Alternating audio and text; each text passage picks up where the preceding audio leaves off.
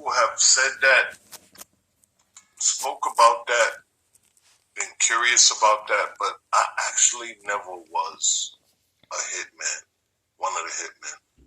Oh, wow. I will tell you this. I will tell you this, if I've never ever mentioned it in another interview before. I was there when Puffy had the idea to create the Hitman. I was there when the building that Uptown was in at that time. This is before he had his label. He was working at Uptown under Andre Harrell. When you get off the elevator on the floor that Uptown was, as soon as you step off the elevator, if you veer a little bit to the right, you could walk straight into this conference room. And I remember there was no hitman yet. I remember I was up there at the office and Puffy was like, yo, I want to kick it with you about something.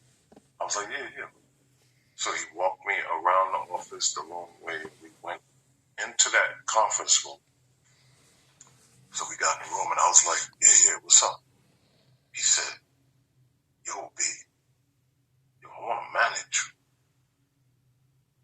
And I looked at him, I kind of smirked. I said, yo, you know, Fran at Rush is managing me, right? And he did just like this. He said, in other words, like, so what? What's up?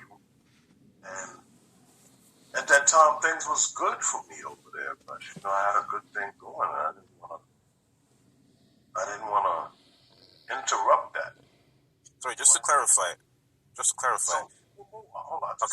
Don't forget what you're going to ask me. I want to finish the story. Okay. So after he asked me that and he said, I told him, I said, yo, I don't know about that. I think I'm going to have to get back to you on that. Let's just say I never got back to him. Right. And I've always felt like because I never got back to him about that, that's when my relationship over there started to change. So to answer your question, if and when the Hitman was going to be created, I believe that I was going to be the or one of the first. But I declined. Right. I want to make sure that I'm not conflating two things. So you said he asked you to manage you. That's different from being part of the Hitman, or does that mean the same thing? That was the Hitman getting ready to start happening. Right. Okay, right. Obviously, I was going to be one of the first, and then he had the idea to add on the others that was happy where I was at. And I'm going to be honest with you. I mean, yeah, he had a good thing going, but I'm going to be honest with you. I didn't trust him. I didn't know what was going to become of that.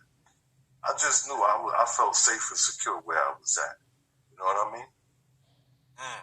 Okay, so what? If you don't mind me asking, you say you didn't trust him. What was there something that happened that made you?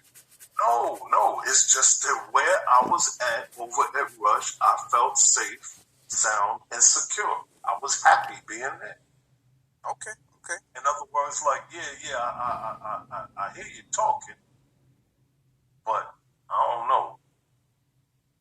And I don't know. I always felt like, I don't know, maybe he might have took that negatively. Like,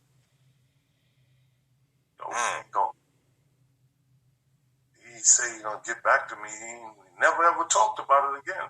And I kept coming to the studio, producing stuff there. But in my mind, I was like, no, I'm cool right here where I'm at.